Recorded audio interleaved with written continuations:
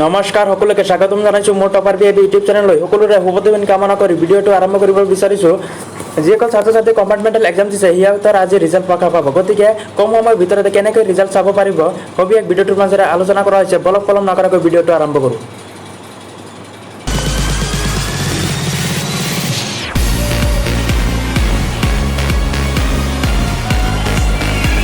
হয়, আজি 29 আগষ্ট আৰু আজিয়ে ৰিজাল্ট প্ৰকাশ পাব কম্পাৰ্টমেণ্টেল এক্সামৰ।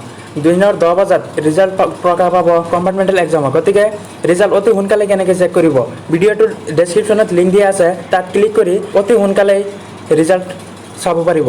প্ৰথমতে লিংকত ক্লিক কৰি তাত ক্লিক হিয়াৰ বুলি অপশ্যন আছে, তাত ক্লিক কৰিব লাগিব।